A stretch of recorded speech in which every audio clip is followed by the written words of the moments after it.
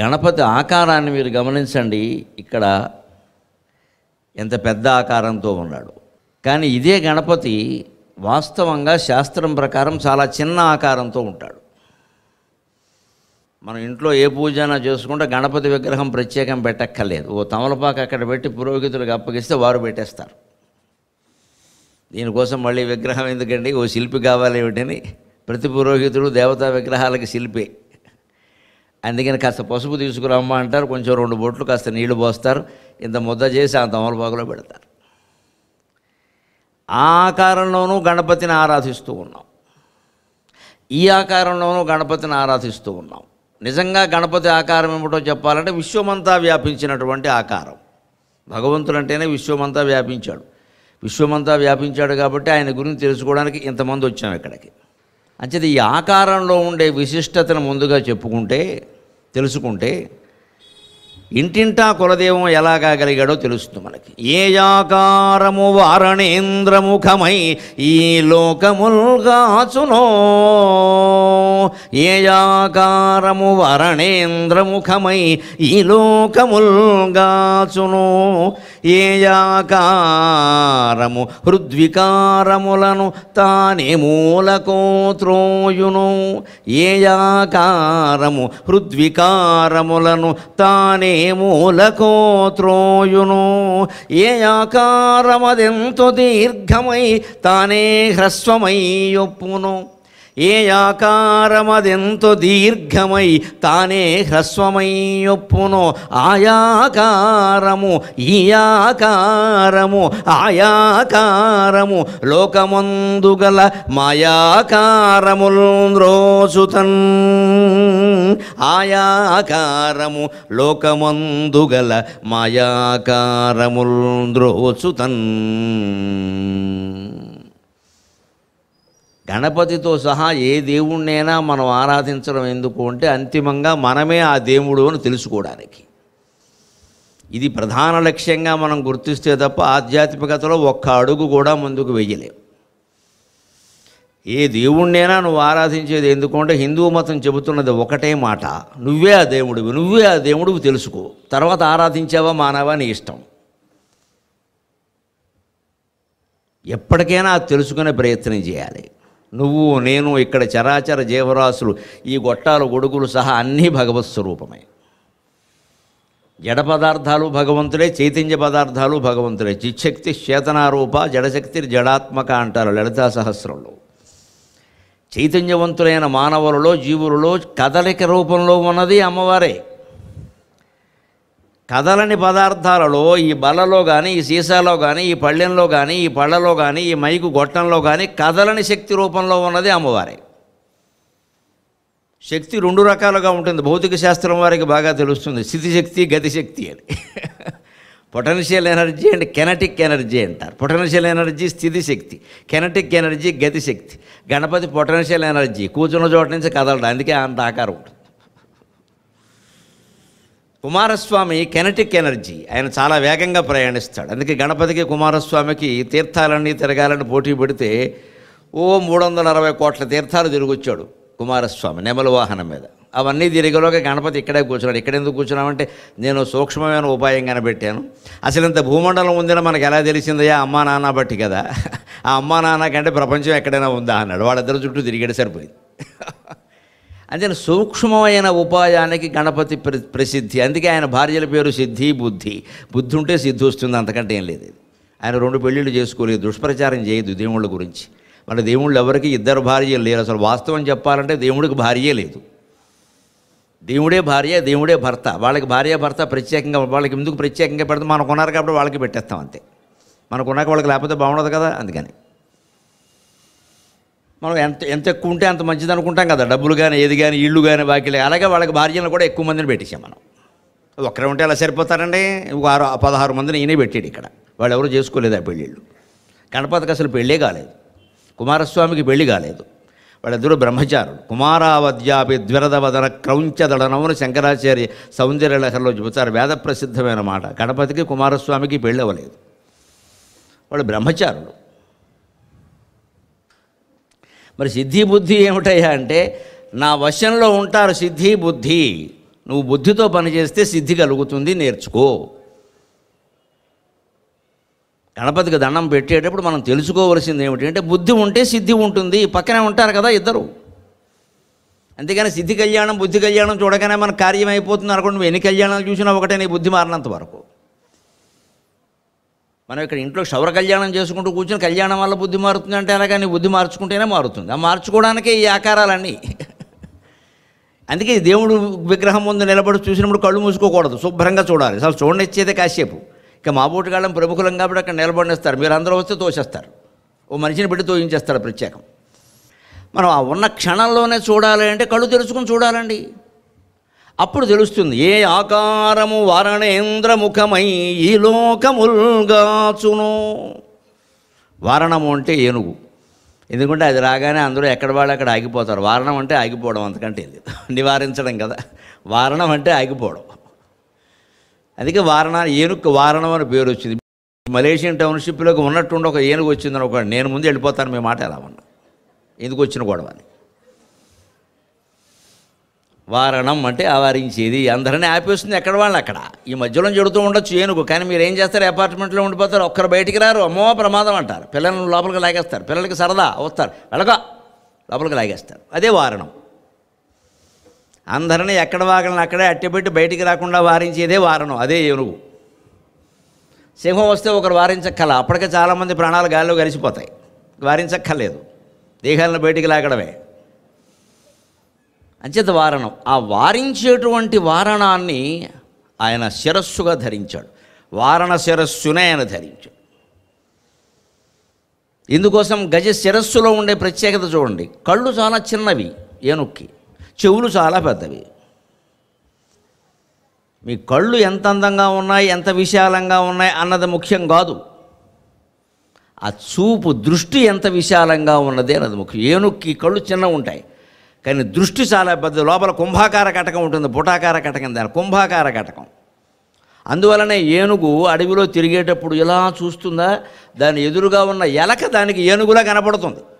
అందుకని దాని జోలికి వెళ్ళదు. లేకపోతే అడవిలో ఏనుగు ఒక్కతే ఉంటుంది, మిగిలినన్ని తొక్కేస్తుంది. తానింత లావున్నానని, తాను శక్తిమంతురాలైన గజాన్నని, తన ధాటికి అన్నీ పడిపోతాయనే నమ్మకం కనుక ఏనుగుకు ఉంటే అడవిలో ఒక్క జంతువుని బతకనివ్వదు. అది దానికి అవసరం లేకపోయినా సరే, ఏనుగు శాకాహారి, మాంసాహారం తింది, అయినా బతకనివ్వదు, చెతకొట్టేస్తుంది. అలా చెతకొట్టే అవకాశం లేకుండా భగవంతుడు ఏం చేశాడు, కళ్ళు చాలా చిన్నగా ఉంటాయి కానీ దృష్టి చాలా పెద్దది. దాని ముందున్న చీపురు పుల్ల దానికి దూలంలా కనపడుతుంది, చిన్న చీమ దానికి పెద్ద ఏదో జంతువులా కనపడుతుంది. అప్పుడు ఇది ఏదో నాకంటే పెద్దదిలా ఉంది, ఎందుకు వచ్చిన గొడవ, ఏనుగు పక్కడు. ఇది భగవంతుడు సృష్టి విలాసం. ఏ జీవికి ఏం పెట్టారో వాడికి తెలుసు, మనం చెప్పక్కల. అందుకే మనం కోరికలు కోరకూడదు దేవుడి దగ్గర. మనకి ఏమి చేయాలో ఆయనకు తెలుసు, ఇస్తాడు. ఆ నమ్మకంతోనే దండం పెట్టుకు వెళ్ళిపోవాలి. ఇది అది అన్నామంటే దేవుడు చాలా తెలివైనవాడు, అది ఇస్తాడు. ఒక పెద్ద మోటార్ సైకిల్ ఇమ్మన్నాం అనుకో, ఇస్తాడు. తర్వాత 120 కిలోమీటర్ల స్పీడ్లో పెడతాం, వెంటిలేటర్ మీద ఉంటాం. ఎందుకంటే నువ్వు మోటార్ సైకిల్ ఇమ్మన్నావు కానీ 120 కిలోమీటర్ల స్పీడ్లో వెళ్ళొద్దని చెప్పలేదు, అడగలేదు కదా. నన్ను ప్రమాదాలు జరగద్దని అడగలేదు కదా. మోటార్ సైకిల్ ఇమ్మన్నావు, ఇచ్చాను. ఎన్ని కిలోమీటర్లు వెళ్ళే చూడు అన్ని కిలోమీటర్లే వెళ్ళాలి. నువ్వు నీ ఇష్టం వచ్చినట్టు పెడితే నీ ఇష్టం వచ్చినట్టు జరుగుతుంది. నా ఇష్టం వచ్చినట్టు వెళ్ళలేదుగా. నన్ను ఏం అడిగావు, బండి అడిగావు, దానివల్ల ప్రమాదాలు జరగద్దు అని అడగలేదు కదా. అడగలేమండి, ఎన్ని కోరికలు కోరుతామండి, ఎన్ని కోరికలు కోరుతాం. అందుకే కోరికలే కోరకూడదు దేవుడి దగ్గర. దైవతత్వం ఏమయత్రమైనా మనకు అర్థమైతే కోరికలు కోరకూడదు. దురదృష్టవశాత్తు మనం దేవుణ్ణి ప్రార్థించేదే కోరికల కోసం. ఏ కోరికలు లేకుండా దేవుడి ఎందుకు పని లేక అంటాం. మనకు తీరని కోరికలు, మనకి డబ్బు ఖర్చు అయ్యే కోరికలు, మనకు అవకాశం లేనివన్నీ దేవుడు వచ్చి తీర్చాలి. దేవుడు ఎందుకు మనకేమైనా, ఆయనకేమైనా మేనలుడా, మనం తోడలుడా, ఎందుకు తీరుస్తాడండి? మన బంధువులు మిత్రులందరికీ వాళ్ళ కోరికలన్నీ మనం తీరుస్తామా? మన వల్ల కావని చెప్పమా? దేవుడైనా అంతే. మన కోరికలు తీర్చాల్సిన అవసరం దేవుడికి ఏమిటమ్మా అసలు, ఎందుకుంటుంది? అలా తీరిస్తే భూమండలం మీద ఎన్ని చరాచర జీవరాశులు ఉన్నాయో అందరి కోరికలు తీర్చాలి. నీ ప్రత్యేకత ఏమిటి, నా ప్రత్యేకత ఏమిటి దేవుడి దగ్గర? అజ్ఞానం. కానీ మనం ఏదో దండం పెడితే తీరుస్తాడో, పూజ చేస్తే, ఇవన్నీ లంచకుండా వ్యవహారాలు. దేవుడు ఈ లంచాలకు లొంగడు.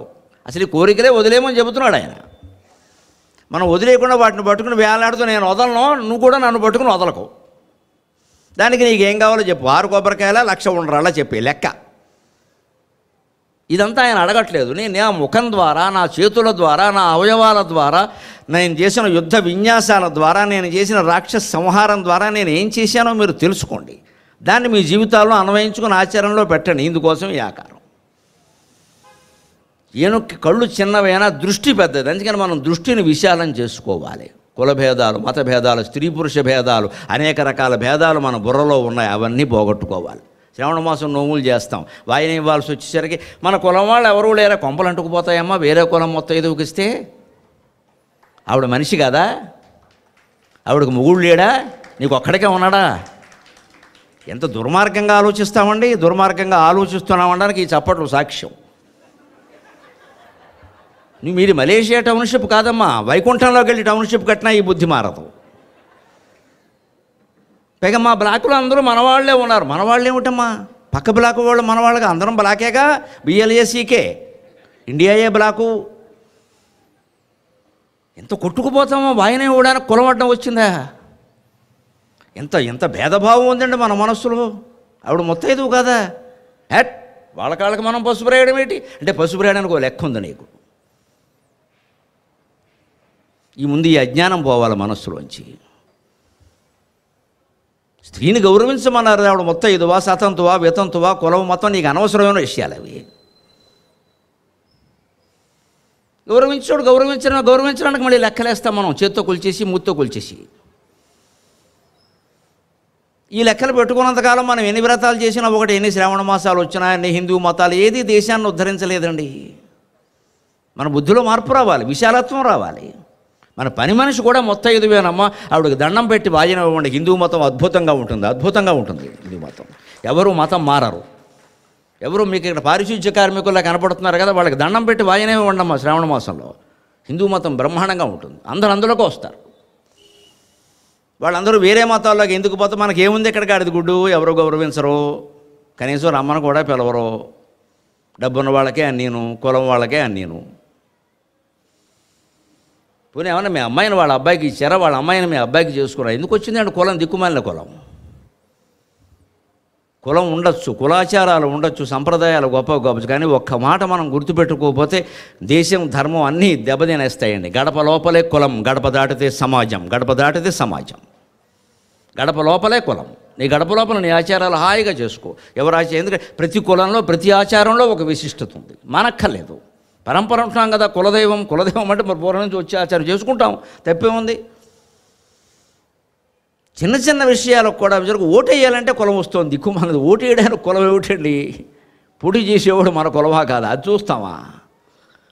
పోనీ అలానే డబ్బులు తీసుకోకుండా ఓటేస్తున్నావా? అయినా సరే డబ్బులు ఇవ్వాలి. వాడు చాలా తెలివైన వాడు, 2000 ఇస్తున్నాడు, తర్వాత 2000 కోట్లు దోచుకుంటున్నాడు. నమశివాయ. అడిగితే ఏమంటాడు, 2000 తీసుకున్నాడు, ఎవరు మూసుకుంటున్నాడు. అప్పుడు ఏమంటాం మనం చాలా తెలివిగా, భగవంతుడా ఈ నాయకుల నుంచి ఈ దేశానికి, ఆ నాయకుల దగ్గర 2000 పుచ్చుకుని వాడిని పోషించింది నువ్వే కదా, వినాయకుడు ఎందుకు కాపాడతాడు? నీ 2000 నువ్వు మానవా? దేవుడు కూడా అంతే, నాకో 2000 ఎవరా అంటాడు. పోయిందేముంది?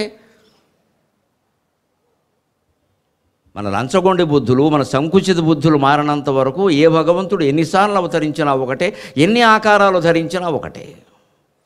హిందూ ధర్మంలో ఇన్ని రకాల దేవతలు, ఇన్ని రకాల ఆకారాలు ఎందుకు ఉంటాయంటే, మీ ఎదురుగా కనపడుతున్న అనేక ఆకారాలన్నీ నేనే నేనే నేనే. దయచేసి గ్రహించండి. వికార బుద్ధులు వదిలిపెట్టండి. ఆకారాన్ని బట్టి గౌరవించకండి, సత్ప్రవర్తనను బట్టి గౌరవించండి మనిషిని. ఏ ఆకారము వరణేంద్రముఖమై లోకముల్గాచును. ఏనుక్కు చెవులు చాలా పెద్దగా ఉంటాయి, నోరు చిన్నదిగానే ఉంటుంది. అంటే ఎక్కువ విను, తక్కువ మాట్లాడు, అది లక్షణం. మనకి అది లేనిదే ఇది. మనిషి దొరకడం పాపం. 3 గంటల సుత్తి ఇక్కడ. ఇంకా 60 ఏళ్ళు దాటాయంటే ఇంకా చెప్పక్కల, 70 దాటితే అసలే చెప్పక్కల. ఎవడు వస్తాడా అని చూస్తారు అంతే మనిషి. కూర్చోరా అబ్బాయి, అసలు ఏమనుకుంటున్నావు నువ్వు అని. ఈయన ఏదో పనిచేసిన డిపార్ట్మెంట్ ఒకటి, ఆ డిపార్ట్మెంట్ ఇప్పుడు ఎలా ఉందో, ఈయన పనిచేసినప్పుడు బాగుండాలి, ఈయన రాగానే చెడిపోవాలి. ఇదే గుడి బుద్ధి. ఈ తర్వాత నీకంటే మంచివాడు వచ్చాడేమో ఆ డిపార్ట్మెంట్లో, అసలు అది బాగుండకూడదండి. ఒక రిటైర్ అయిపోయిన హెడ్ మాస్టరు తర్వాత వాళ్ళని ఎవరైనా టీచర్స్ వస్తే, ఏమంటే ఇప్పుడు స్కూల్ ఎలా ఉంది అంటాడు. ఎలా ఉందనల్లా ఈయన ఉద్దేశం చెడిపోయిందని చెప్పాలని, ఎందుకంటే ఈయన రిటైర్ అయిపోయాడు. మీ తర్వాత ఏం లేదంటే అది అంతేనండి మరి అంటాడు వెంట. ఇక్కడ నా తర్వాత కూడా బాగుండాలి, నా తర్వాత వచ్చినవాడు జూనియర్ అయినా బాగా పనిచేయాలి, అవసరమైతే ఓ సలహా ఇచ్చి పని చేయిద్దాం, ఆ సంస్థ బాగుండాలి. అది కాదండి, చెడిపోవాలి. మనం గొప్ప కావాలి, మనం గొప్ప వాళ్ళంగా మిగతా చెడిపోవాలి. మనం ఉన్నప్పుడు బాగుండాలి, మనం రాగానే చెడిపోవాలి. ఈ వాగుడే కదా మనం వాగేదంతా. అందుకే గణపతి చెబుతున్నాడు, నేను ఎక్కువ వింటానయ్యా, మేము మాట్లాడాను, మీరు వినండి, మాట్లాడకండి. ఇది ఏనుగు ముఖంలో ఉండే ఉద్దేశం. లేదా భగవంతుడికి ఏనుగు ముఖం ఏంటండి? అసలు ఆ గజాసురుడు, ఆ వ్యవహారం, ఆ ముఖం దాల్చడం, అవన్నీ నేను ఇదివరకే ప్రసంగాల్లో చెప్పాను. అందుకని కొత్త విషయాలు చెప్పదలుచుకున్నాను. అవన్నీ కావాలంటే గరికపాటి నరసింహరావు అఫీషియల్ అని ఒక ఛానల్ ప్రత్యేకంగా ఉంది, యూట్యూబ్ది, మీరు వినండి. అవన్నీ వినాయక జననం, వినాయక ఉత్పత్తి, దాంట్లో ఉండే మంత్రశాస్త్ర రహస్యం, యోగశాస్త్ర రహస్యం ఇదివరకే. ఏ ఆకారము హృద్వికారములతానే మూలకోత్రోయును. సగం జంతువు ఆకారం, సగం మనిషి ఆకారం. నరసింహస్వామి కూడా అంతే, సగం జంతువు ఆకారం, సగం మనిషి ఆకారం. వరాహస్వామి పూర్తిగా జంతువే, మత్స్యావతారం పూర్తిగా జంతువే, కూర్మావతారం పూర్తిగా జంతువే, వామనావతారం చాలా పొట్టి. ఆ వామనుడే మళ్ళీ త్రివిక్రముడయ్యాడు. అందుకే కేశవనామాల్లో త్రివిక్రమాయ నమః, వామనాయ నమః రెండు పక్కపక్కన ఉంటాయి. ఎందుకంటే నువ్వు జీవితంలో త్రివిక్రముడు అయినా వామనుడు అవుతావు. ఎప్పుడు ఉన్న వ్యాపారాలే ఉండవు, అన్నీ పోతాయి. మళ్ళీ పొట్టిగా ఉండడానికి సిద్ధంగా ఉండు. అలాగే నువ్వు ఏదో చిన్నవాడు అయ్యావు అనుకోక, పెద్దవాడు కూడా అవుతావు. కేశవాయ నమః, నారాయణాయ నమః, మాధవాయ నమః, గోవిందాయ నమః, విష్ణవే నమః, మధుసూదనాయ నమః, త్రివిక్రమాయ నమః, వామనాయ నమః. త్రివిక్రముడైన భగవంతుడే యాచించవలసి వచ్చేసరికి వామనుడు అయ్యాడు. విష్ణుమూర్తి త్రివిక్రముడు కాదా, ఆయన వామనావతారం ధరించాడు. వామనుడులా ఉన్నాడు. ఆ బలిచక్రవర్తిని 30 దెబ్బలు పెట్టి 3 జరవలు దాగించి కాలెట్టి తొక్కాడు. నువ్వెంత, నీ దానం ఎంతరా సన్నాసి అని. దేవుడికి ఈయన దానం ఇస్తాడా? నీ గర్వం ఎంత, నీ దానం ఎంత, నువ్వు ఇచ్చేది అంతా నాదే కదా, నాది నాకిస్తూ నువ్వు ఇచ్చానంటావేమిటయ్యా? ఇది బలిచక్రవర్తికి అహంకారం పోవడం కోసం శిరస్సు మీద పాదం పెట్టాడు. ఎందుకని అహంకారం ఎక్కడ ఉంటుంది? మెదడులో ఉంటుంది. మెదడు ఎక్కడుంది? బలిచక్రవర్తికి శిరస్సులో ఉంది. మనకైతే మోకాల మీద పెడతాడు విష్ణువు పాదం, ఎందుకంటే మనకు మోకాల్లో ఉంటుంది మెదడు, మనకి శిరస్సు మీద పెట్టాడు. నీకు ఎక్కడుందో అక్కడ పెట్టాను కదా అంటాడు. ఎందుకంటే మనం మోకాల్లో ఉందని ఎందుకు అంటున్నానంటే, ఇన్ని కథలు వింటూ ఉన్నా మనం ఏం గ్రహిస్తామంటే, అలా అవ్వకూడదు కదండి, ఇలా అవ్వకూడదు కదండి, వామన చరిత్ర చదవచ్చా అండి, ఈ ఆలోచనలే ఉంటాయి మనకి ఎంతసేపు. గరుడ పురాణం చదవచ్చా అండి, అది చదవచ్చా అండి, ఇది మానేయచ్చా అండి, అంతే. ఇదే మన మెదడు మోకాల్లో ఉండమంటే అన్ని గ్రంథాలు రాసింది నేను చదవమనే, ఈ మానవమైన కాదు ఇక్కడ. కానీ మనం రకరకాలు పెంచుకున్నాం. బ్రహ్మాండమైన భగవద్గీత ఘంటసాల గారు అద్భుతంగా 100 శ్లోకాలు పైన పడితే ఎవడైనా పోయినప్పుడే వినిపిస్తుంది. అది అందరూ బతుకుంటే ఎవడో వినడం. చివరికి పరిస్థితి ఎంత ముదిరిపోయిందంటే, ఎవరైనా సరదా ఘంటసాల గారు భగవద్గీత ఇక్కడ పెట్టుకుంటే, ఏమంటే మీ ఇంట్లో ఎవరైనా పోయారని అడుగుతున్నారు వచ్చి. ఘంటసాల పరిస్థితి అలా అయింది, భగవద్గీత పరిస్థితి అలా అయింది, శ్రీకృష్ణుడి పరిస్థితి అలా అయింది. మా సంగతి చెప్పేదే ఉంది. అంటే శుభాల కోసమే మనం బతుకుతాం, అశుభాన్ని తట్టుకునే శక్తి లేదు. గణపతి ఎన్ని అశుభాలు తట్టుకోనండి. తండ్రి నరికేశాడమ్మా శిరస్సుని, ఇంతకంటే అశుభం ఉందా? కన్న తండ్రి శిరస్సులు నరికేస్తాడా? భరించాడు. ఏనుగు శిరస్సు పెట్టారు, భరించాడు. పెద్ద పొట్ట భరించాడు. ఎలక వాహనం భరించాడు. మీరు భరించండి అని చెబుతున్నాడు ఆయన. మారాలను కోరకండి, మీరు భరించండి. నేను భరించాను కదా. ఎలక వాహనం తీసి ఆడి కారు కొనమని మా నాన్న నేను అడగలేదు కదా. ఎలక వాహనం మీదే తిరుగుతున్నా. మీరు తిరగండి, ఉన్న సైకిల్ మీదే తిరగండి. సైకిల్ ఉన్నవాడికి బైక్ కావాలి, బైక్ ఉన్నవాడికి కారు కావాలి, కారు ఉన్నవాడికి ఆడి కారు కావాలి, చివరికి అన్నీ అమ్మేయాలి. ఈ కాంక్షలు తగ్గించుకుంటే మనం మలేషియన్ టౌన్షిప్ అంతా సైకిల్ మీదే తిరగలమంటే, వ్యాయామానికి వ్యాయామం. సైకిల్ వాడడం అసలు మనం అన్నిటికీ బండి వాడతాం. పక్కింటికి వెళ్ళాలి, 301 నుంచి 302కి వెళ్ళాలంటే బండి వాడతాం. ఇక్కడ మళ్ళీ లోపల వ్యాయామం తక్కువైందని కదలన సైకిల్ అడుకుంటాం, ఓ 25,000 30,000 పెట్టి. దాన్ని వారం రోజులు వాడతాం. తర్వాత దాని మీద తువాళ్ళు బనీన్లు ఆరేస్తారు. తువాళ్ళకి బనీన్లకి 30,000 ఖర్చు. ఎందుకు కొన్నావు? సరదాకి. దానికి ఒక పెద్ద గది, మళ్ళీ దానికి ఏసీ రూమ్ గది. ఈయన చేసేది 3 రోజులు. అది కొండం మానేసి అనవసరంగా 30,000 దండగా మానేసి పొద్దున్న ఒక అరగంట సమయం పెట్టుకుని ఇలా హాయిగా వాతావరణం ఈ చెట్ల మధ్యలో ఎంత బాగుందండి. ఇక్కడ కాలుష్యం ఎక్కడుందండి అసలు? ఇలాంటి చోట కాస్త ఈ చివరి నుంచి ఆ చివరికి తిరిగితే పోలా, దానికి మనసు ఒప్పదు. మనం కూర్చోకుండా ఇలా కూర్చోగానే మొత్తం ఫిట్నెస్ అంతా వచ్చేది. ఈ ఫిట్నెస్ ఎందుకంటే శ్మశానానికి వెళ్ళడానికి.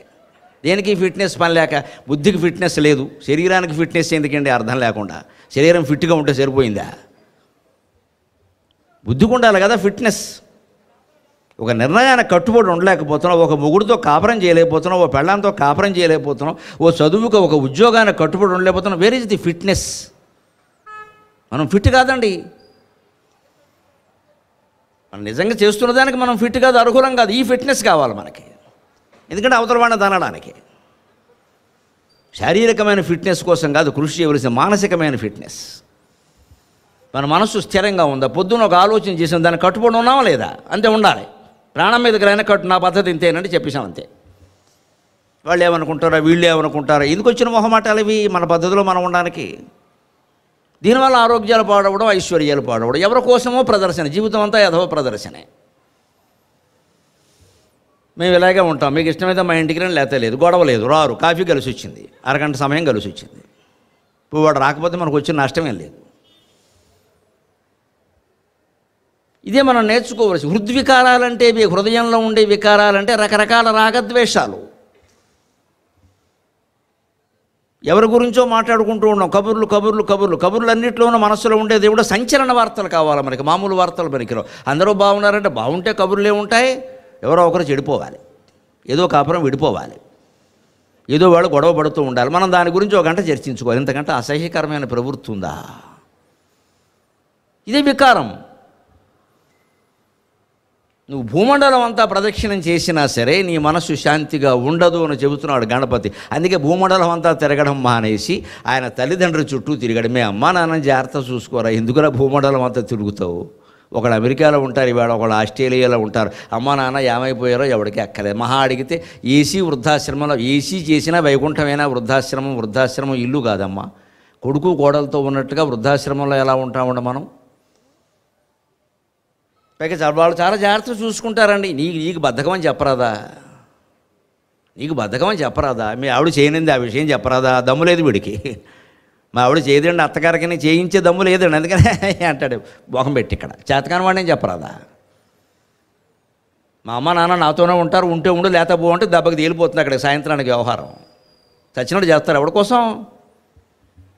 వాళ్ళకే కావాలి కదా కాపురాలు. ఆడదానికి కావాలి, మగాడికి కావాలి. ఖచ్చితంగా ఉండలేరండి. వాళ్ళని దోషేయడం ఎక్కడికో ముసలాడు కదా అని. జగత్పితలైనటువంటి పార్వతీ పరమేశ్వరుడు తల్లిదండ్రులే ఉండి కూడా వారికి ఈయన అవసరం లేకపోయినా కూడా నాకు తల్లిదండ్రుల చుట్టూ తిరగడమే నాకు ముఖ్యం, 300 కోట్ల తీర్థాలు నాకు అవసరం లేదని చెప్పిన ఏకైక పితృమాతృ భక్తుడు మహాగణపతి. మహాగణపతి మహాగణపతి. ఇంకో లక్షణం, ఏ ఆకారమదెంతో దీర్ఘమై తానే హ్రస్వమై యొప్పును. గణపతి విగ్రహాలను చూస్తాం ఈ ప్రత్యేకత. మనం మరో శివలింగంలో కానీ రాముడి విగ్రహం కానీ కృష్ణుడి విగ్రహం కానీ బాగా పెంచడం అనేది ఎక్కడ చూడం మనం, ఈ గణపతి విగ్రహాలకే చూస్తాం. ఏ ఆకారమది ఎంతో దీర్ఘమై తానే హ్రస్వమై యొప్పును.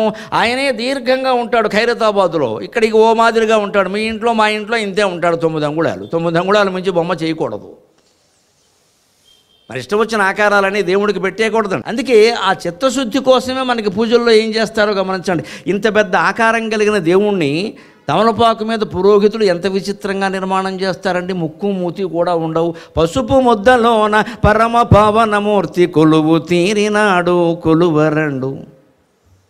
ఏ వ్రతం, సత్యనారాయణ వ్రతం చేసినా, గృహప్రవేశం చేసినా, వ్యక్తిగత కార్యక్రమం కానీ సామూహిక కార్యక్రమం కానీ ఏది చేసినా ముందు గణపతి పూజ చేయాల్సింది. శ్రీ మహాగణాధిపతి ఏ నమః అనకుండా ఏ పురోహితుడు నోరు విప్పే అవకాశం లేదు. ఆ గణపతికి మనకి ఎంత సూక్ష్మమైన పద్ధతిలో రూపం తయారవుతుంది. పసుపు ముద్దలోన పరమ పావనమూర్తి కొలువు తీరినాడు కొలువరండు.